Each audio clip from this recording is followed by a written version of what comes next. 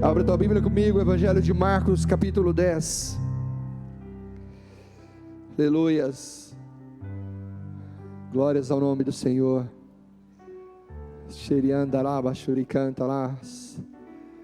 Louvado seja o nome do Senhor. Aleluias, glórias, glórias, glórias, glórias ao eterno Deus. Não há outra razão para estarmos aqui, amém? A razão para estarmos aqui é o Senhor, é o nome dEle, é a palavra dEle, é o poder dEle, é a unção dEle, é a graça dEle, é a vontade dEle, é o propósito dEle. A Ele toda honra, toda glória, tudo por Ele, para Ele e dEle. Louvado seja o nome do Senhor. Glória seja ao nome do Altíssimo. Acharam aí? Marcos capítulo 10.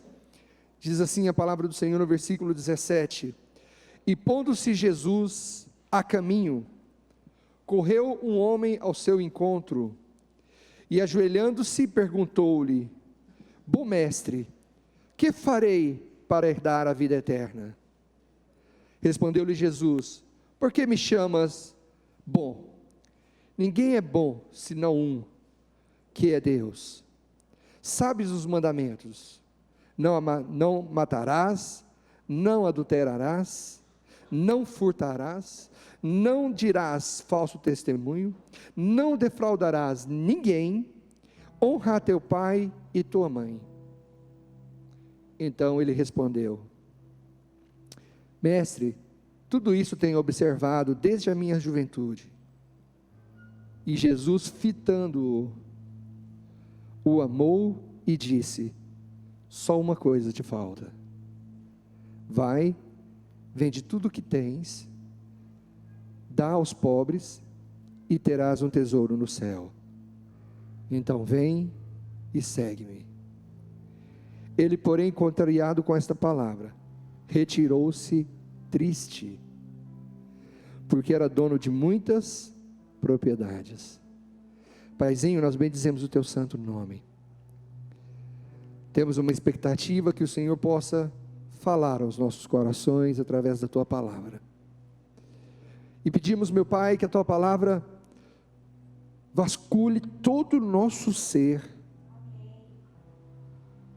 pensamentos, vontade e emoções. E confronte-nos, ó Deus, ao ponto de sermos transformados. Senhor, em nome de Jesus, bendizemos o teu santo nome, pedimos ao teu Espírito, ensina-nos nesta hora, em nome de Jesus, em nome de Jesus. A palavra de Deus, queridos, é a Bíblia Sagrada, a revelação de Deus, amém? Você pode dizer isso comigo? Diga: a Bíblia é a revelação de Deus. É Deus se revelando ao homem. E mais do que Deus se revelando ao homem, é Deus se revelando num relacionamento com o homem. Então eu vou ver Deus se dizendo e se mostrando os seus atributos, o seu caráter, a sua divindade. Ele vai estar sempre mostrando isso para a gente na sua palavra, assim como nas suas obras, mas Ele também se mostrará num relacionamento conosco, e esse relacionamento é em Cristo Jesus. Então a palavra de Deus está dizendo que num relacionamento entre Deus e nós, algumas coisas precisam ser acertadas.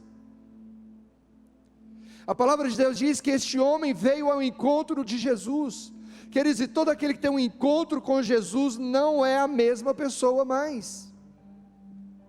Ele não é mais a mesma pessoa, porque ou ele se entregará e se jogará a Jesus, ou ele viverá em perturbação. Porque como pode a verdade ser ouvida por nós e não perturbar a nossa vida? Então, ou eu vou me lançar nos braços de Jesus e vou viver a vida com Ele, ou eu vou viver sempre em perturbação, sempre em infelicidade, sempre faltando algo, sempre tentando algo me levar de volta ao Senhor, mas numa luta entre a carne e o Espírito, para que eu me direcione ao Senhor.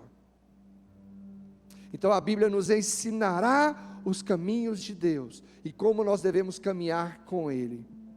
Ele está dizendo de um relacionamento de um homem que vai ao encontro dele e um homem que tem questões espirituais para resolver, que não está resolvido. Apesar de sua posição, Lucas fala sobre isso, o nosso evangelista Lucas, ele diz que esse homem era um homem de posição. Então, como era um homem de posição, um homem de riquezas, mas este homem tinha uma inquietação na alma, porque ele vai ao encontro de Jesus, e ele vai tentar resolver algumas coisas que não estão resolvidas dentro de si. É assim que nós vivemos. Observe que a nossa falta de constância revela uma inquietação não resolvida. A vida com Deus ainda não está resolvida dentro de nós. E não por causa de Deus, mas por nossa causa. Porque nós ainda não nos deixamos ser confrontados pela palavra de Deus. Porque nós vamos embora para casa sem uma atitude diante do que ouvimos da palavra. Porque toda vez que tomarmos uma atitude diante daquilo que ouvimos da palavra, nós mudaremos, nós seremos diferentes, nós seremos outras pessoas. Então nós precisamos entender que algo precisa estar em ebulição dentro da nossa vida. Precisa estar numa inquietação, precisa de estar num processo que exige transformação. Quando a gente lê, este homem vai em busca do Senhor para resolver uma questão espiritual, e ele diz: mestre, o que eu faço para herdar a vida eterna? Há um questionamento no seu interior, porque ele se preocupa com a eternidade. Ele entende que a vida não são apenas esses anos que nós passamos aqui. Como um bom judeu, provavelmente ele se preocupa com a eternidade, e ele diz: o que eu tenho que fazer para viver eternamente? E essa deve ser a nossa grande preocupação, porque realmente os nossos dias aqui são muito poucos. Viveremos 80, 90, 100 anos talvez, mas o que são 100 anos diante da eternidade? O que são 100 anos na terra diante de uma eternidade com Deus ou de uma eternidade sem Deus? Porque só existe este caminho, que é um caminho para Deus. Então esse é um questionamento que nós precisamos estar e entender dentro de nós. Precisamos entender que não só vivemos de aparência. Quando eu leio a respeito deste homem na palavra de Deus, eu vejo alguém que tem uma aparência de espiritualidade. Alguém que tem uma preocupação com as coisas espirituais, mas não tem uma ação nas coisas espirituais. E o que nós vamos aprender com Jesus, que o Evangelho não é só o Evangelho do falar, mas é o Evangelho do agir. O Senhor diz assim: não ameis apenas de palavras, mas ameis de ações, de gestos.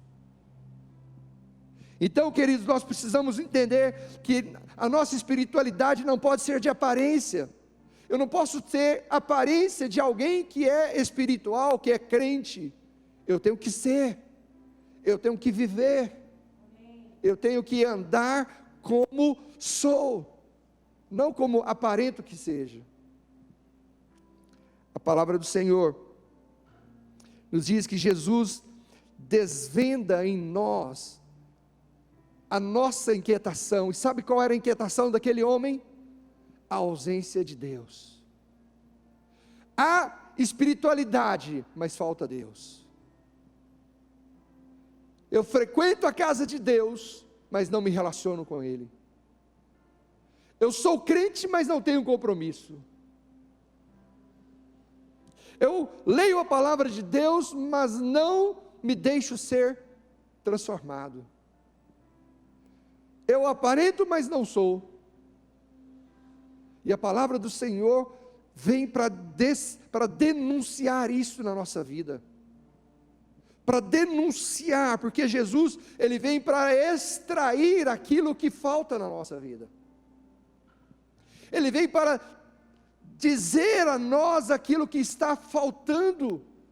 E este homem está faltando plenamente Deus, porque apesar das suas inquietações, ele sente falta de Deus. Ninguém pode perguntar a Jesus o que fazer para ter a vida eterna se não for alguém que está preocupado com isso. O detalhe que nós vamos observar é o quanto nós estamos dispostos a pagar por isso. A salvação é de graça, mas a decisão é nossa. E essa decisão tem um preço. Então, nós vamos nos deixar ser revelados por Deus nessa noite. Eu creio nisso. Eu creio que a palavra do Senhor nos levará para sermos revelados nesta noite pelo Senhor. O que falta no teu coração para você verdadeiramente andar com Jesus?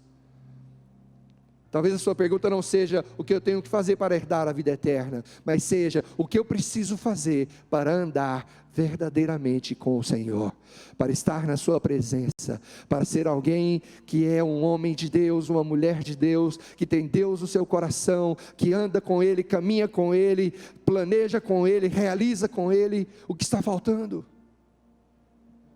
O que está faltando? Talvez seja essa a pergunta que precisa vir ao seu coração. A palavra de Deus me diz pelo menos 3 coisas que nos impedem de realmente, verdadeiramente andar com Deus. A primeira delas se diz a dureza de coração. A dureza de coração, o Senhor diz, vocês cantam, vocês louvam com a boca, mas o coração está distante de mim. O Senhor está dizendo que há uma dureza de coração que não permite andar com Ele. Porque a dureza de coração é aquilo que oferece resistência ao novo. Quando há uma resistência àquilo que Deus está falando, ou àquilo que Deus está fazendo na sua vida, o nosso coração está endurecido. A dureza de coração é para aquele que não aceita ser repreendido, não aceita ser ensinado, não aceita ser denunciado.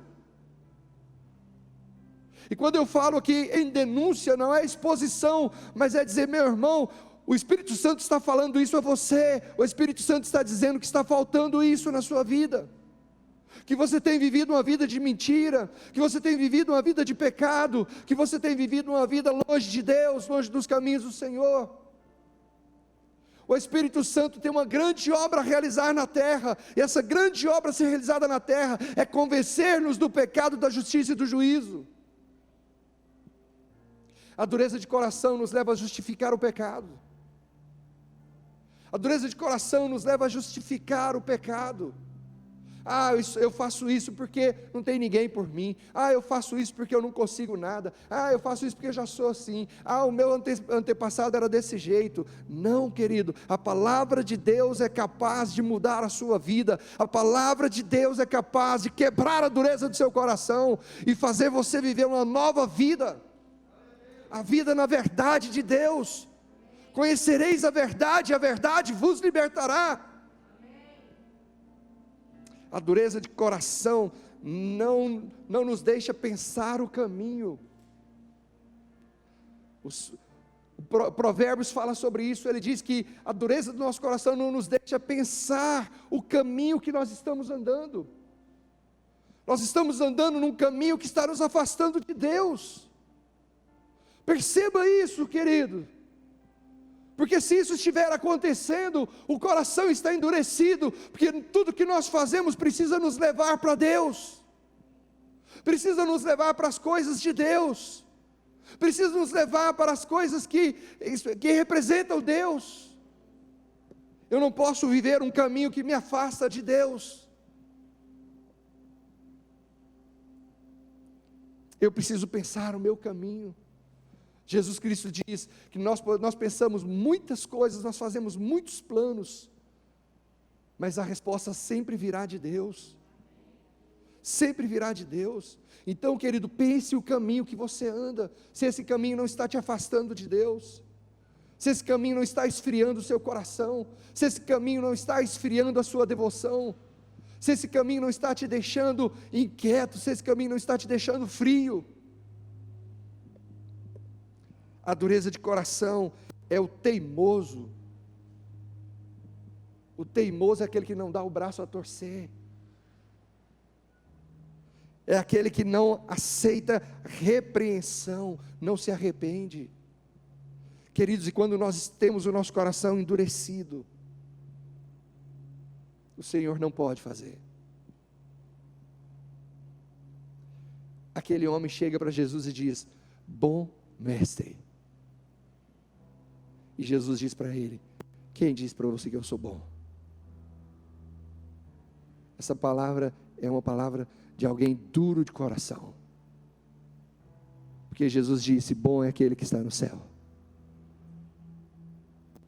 Bom é aquele que está no céu, é Deus Pai Todo-Poderoso, Criador dos céus e da terra, que fez a sua vida, te colocou no mundo, te trouxe para a glória dEle. Bom é o Senhor. A segunda coisa que nos impedem de nos envolvermos com Deus, numa vida de intimidade, numa vida de comunhão, é a religiosidade. É a religiosidade. Ela é demonstrada quando os discípulos repreendem as crianças para não incomodarem Jesus. As crianças estão ali brincando com Jesus e declarando hosana e tal, e os discípulos vêm e repreendem eles, e Jesus disse: não toque neles, não se ponha como obstáculo deles, porque eles receberam pelo coração o reino de Deus. Eles não tiveram questionamentos, eles não tiveram que nem porquê, será que está certo, será que está errado, eles somente receberam. O religioso é aquele que fica pensando tudo, é aquele que fica: será, foi, não é, por quê, nada mudou, isso não está, isso é assim mesmo, isso é desse jeito. O religioso é aquele que encontra desculpa na palavra. Eu me lembro uma vez, um homem me perguntou: pastor, pode beber? Eu tenho até receio de falar essas coisas. Eu digo: olha, na Bíblia não diz nada, mas tem um versículo que coordena a nossa vida. Que versículo é esse? Tudo me é lícito, mas nem tudo me convém. Então tudo que eu vou fazer, eu preciso colocar diante desse versículo. Não é que ele me é lícito, é se ele me convém. Tudo que você vai fazer, tem que colocar esse versículo. Me convém? Me convém? Me fará chegar perto de Deus? Eu serei mais espiritual por isso? Ou eu serei carnal? Ou eu serei largado às paixões mundanas? Ou eu voltarei a ser aquele velho homem?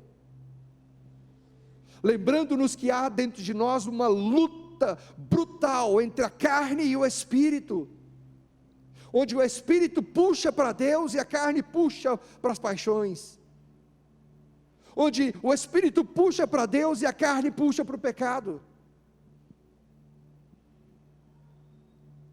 E as nossas ações, elas vão estar baseadas naquilo que nós somos, ou carnais ou espirituais.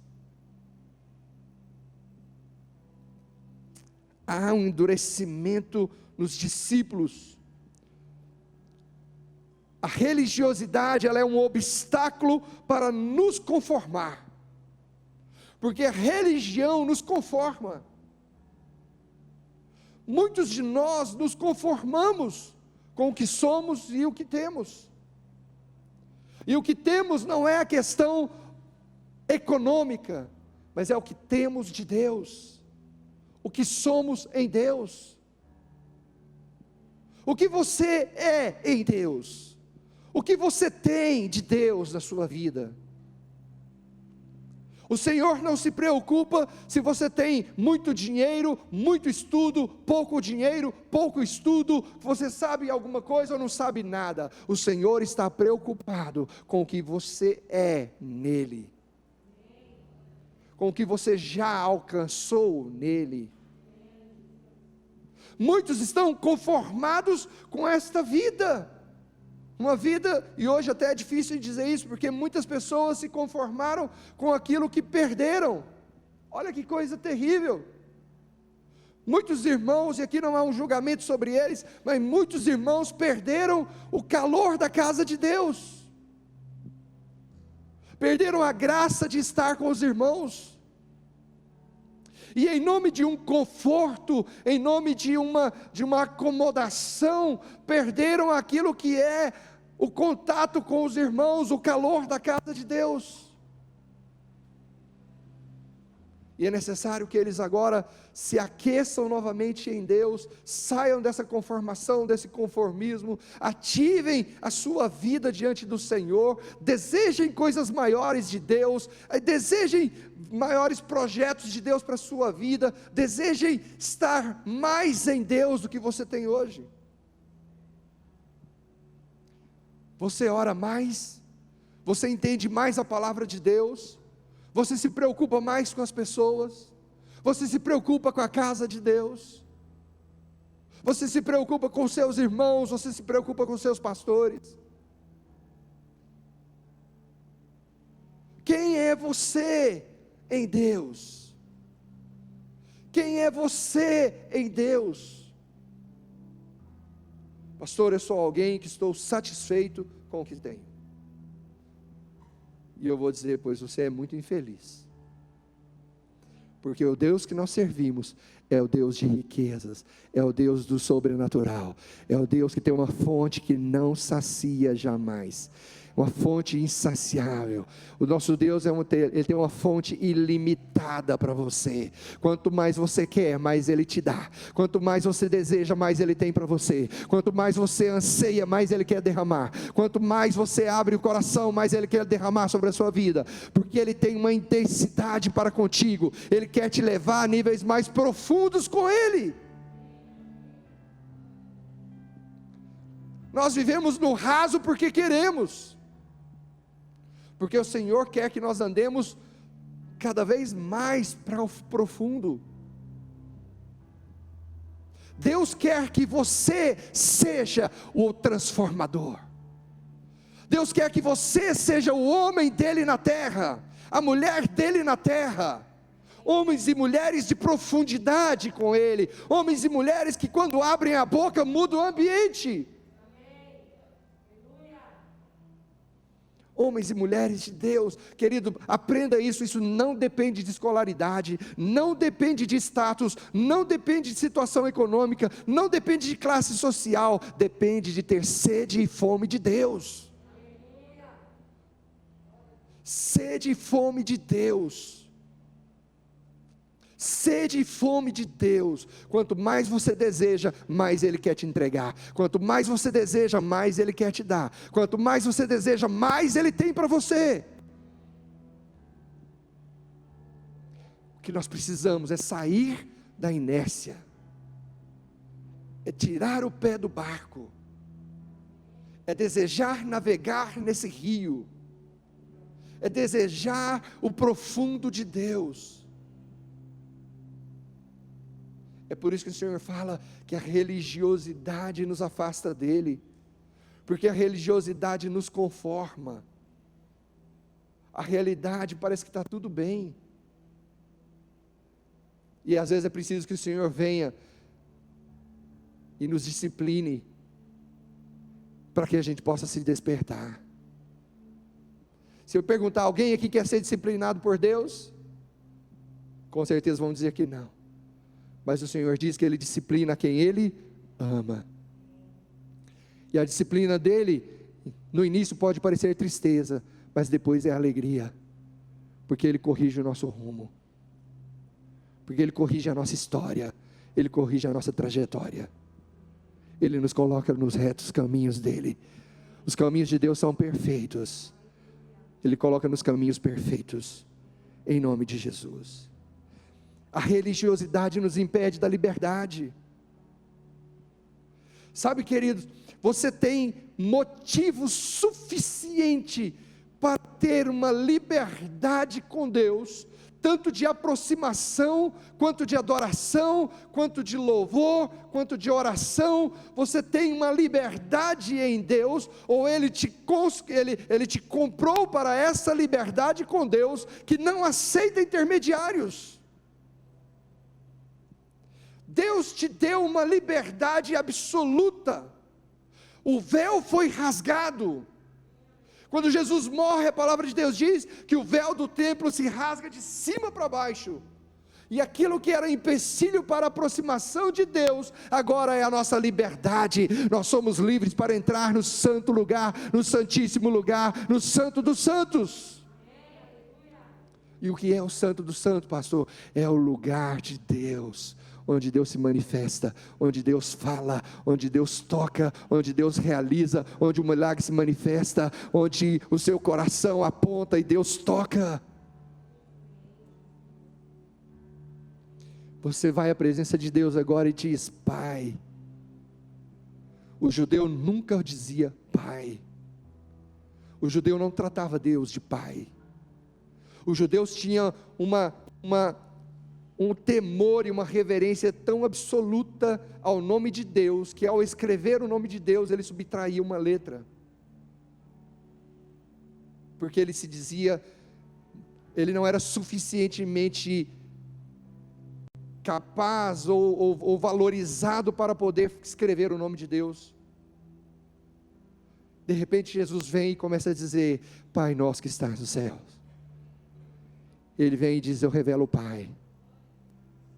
Porque o Senhor está nos dando uma intimidade, uma liberdade com Ele que não tem preço. Enquanto muitos estão fazendo caminhada daqui para as cidades, enquanto muitos estão aí nas regiões da sombra, tentando buscar um caminho com Deus, Jesus Cristo já nos trouxe esse caminho. Ele diz: em Cristo Jesus eu tenho total liberdade, eu entro na presença de Deus em todo o tempo.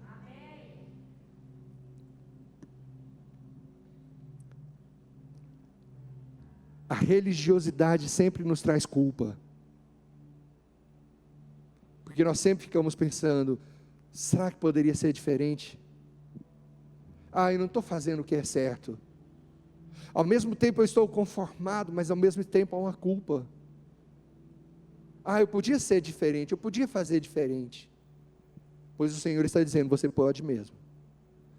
E hoje é o dia de você mudar isso na sua vida. Hoje é o dia de virar a chave. Hoje é o dia de dizer: Senhor, eu não quero ser assim. Senhor, eu quero ser diferente.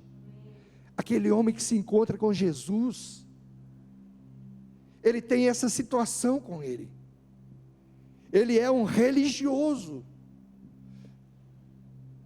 Jesus diz para ele: sabe o que você precisa para poder ter a vida eterna? Não mate, não furte, não roube, honre teu pai e tua mãe, não cobice.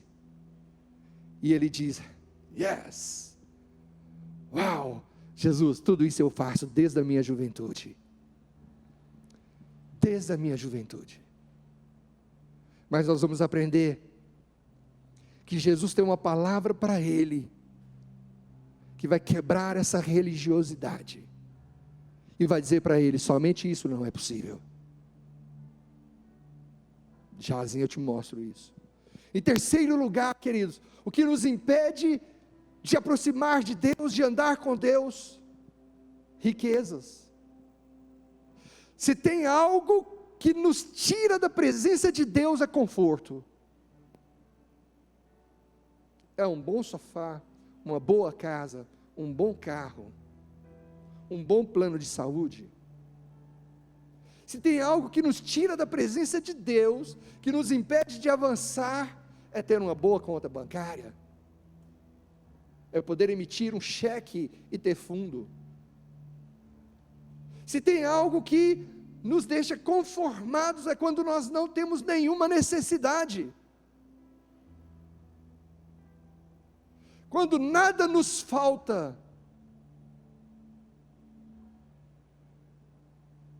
É quando nós decidimos que não precisamos de Deus. Quando é que nós corremos para Deus? Quando vem a luta, quando vem a dificuldade, quando o dinheiro não pode comprar, quando o médico não pode realizar, quando o seu sofá não pode te abarcar,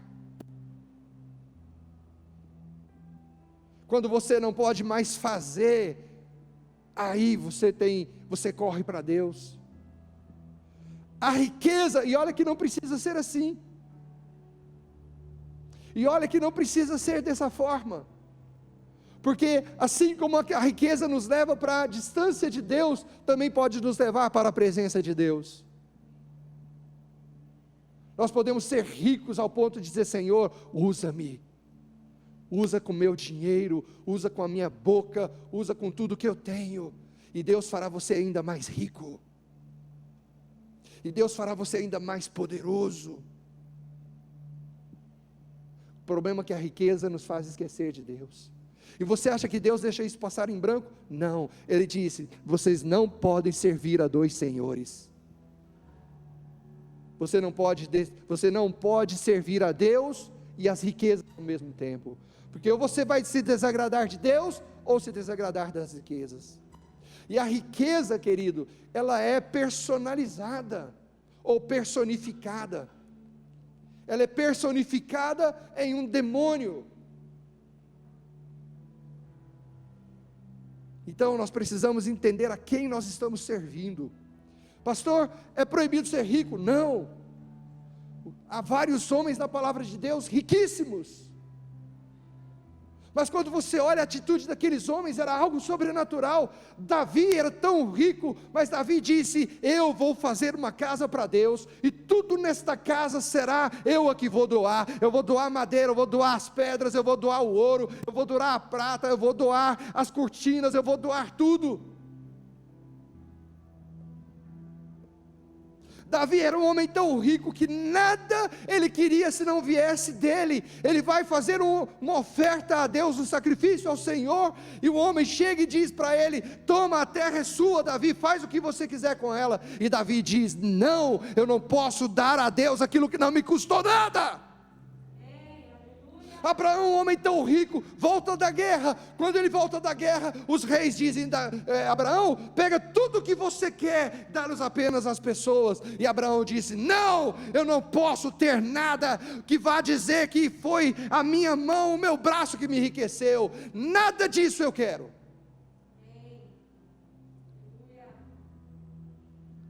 Nós nos acostumamos com o que é bom. Conforto é ruim? Não, é bom, mas ele se torna algemas, ele se torna impedimento, quando nós obedecemos mais a Ele do que a Deus. Deus nunca diz que nós não podemos ser ricos. Existem milhares de homens e mulheres nesta terra, nesta nação, que são homens ricos, riquíssimos, que servem a Deus. Nós não podemos servir as riquezas, precisamos servir a Deus, precisamos servir a Deus. Isso é tão sério, que impede a nossa salvação. Os discípulos ficam desentendidos, porque Jesus diz: é mais fácil um pobre entrar no céu do que, é mais fácil passar um camelo por uma agulha, né? Pelo buraco de uma agulha, do que um rico ser salvo. Mas Jesus não estava dizendo o rico, Ele estava dizendo aquele que serve a riqueza. Jesus mesmo, homens ricos andaram no seu ministério. O túmulo que ele foi enterrado era o túmulo de um homem rico. Então, queridos, não se sinta envergonhado, se Deus quiser te enriquecer, se Deus quiser que você tenha tudo do bom e do melhor. O único detalhe: sirva a Deus, não sirva essas coisas, sirva ao Senhor, em nome de Jesus. Vai comigo para Marcos capítulo 10.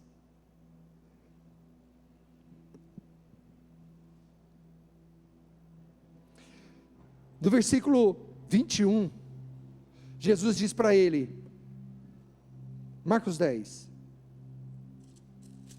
Jesus diz para ele assim, versículo 19, ele pergunta: o que eu tenho que fazer para ser salvo? E Jesus diz para ele: você não vai furtar, você não vai, olha o versículo 19, você não vai matar, você não vai adulterar, você não vai furtar, você não vai dar falso testemunho, você não vai defraudar ninguém, você não vai cobiçar ninguém, e você vai honrar o teu pai e a tua mãe. Até aqui o homem disse: yes, estou dentro. Mas no versículo 21, o coração é exposto. Por que o coração é exposto? Porque no versículo 19, esses mandamentos são mandamentos que se referem entre eu e você. São relacionamentos com o próximo. Então eu não vou furtar o meu próximo, eu não vou mentir ao meu próximo, eu não vou matar o meu próximo, eu não vou defraudar ele, eu não vou cobiçar, eu não vou dar falso testemunho dele, eu vou honrar o meu pai e minha mãe. Até aqui Jesus está dizendo, no relacionamento com as pessoas você está legal. Mas sabe o que está faltando para você? Se relacionar com Deus. E por você não se relacionar com Deus, só tem um caminho para você. Tira esse Deus que você está servindo e passe a servir a Deus. Entenderam? O que estava faltando? Os outros 5 mandamentos. Somente ao Senhor Deus darás culto. Não farás imagem de escultura. Não terás o seu nome em vão. Guardará o sábado. Estava faltando os mandamentos de relacionamento com Deus. Não terás outro Deus diante de ti. E ele tinha naquele momento um Deus diante dele. Alguns dizem que as palavras de Jesus não eram literais, era para que ele tivesse, mas eu entendo, na minha percepção, que Jesus estava dizendo para ele literalmente, vende tudo que você tem, dê aos pobres, e depois siga-me. E por que Jesus estava dizendo isso? Que era para ele ficar mendigo? Não, Jesus estava dizendo, esse Deus chamado Mamon, que está na sua vida, impede que você tenha relação comigo. Jesus estava dizendo, o seu conforto, as coisas que você tem dado valor hoje, tudo que tem sido acima de mim, impede o relacionamento comigo. Então é preciso que você abandone para que você tenha realmente um relacionamento com Deus.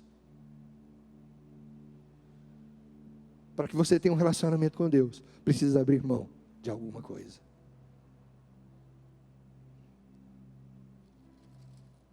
Jesus está dizendo, se você não priorizar, não terás relacionamento com Deus. E eu não sei se você é assim, mas eu sinto falta de Deus.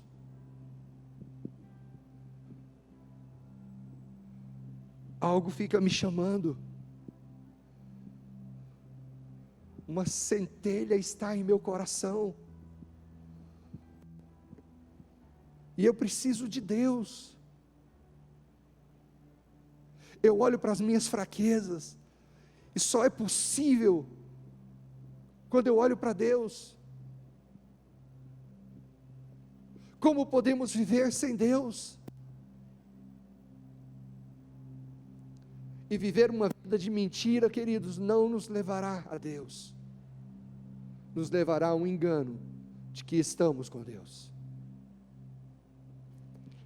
Jesus disse àquele homem, vende tudo. Olha o versículo 22. O que aconteceu? Ele, porém, contrariado com esta palavra, retirou-se triste, porque era dono de muitas propriedades. Ele foi embora triste.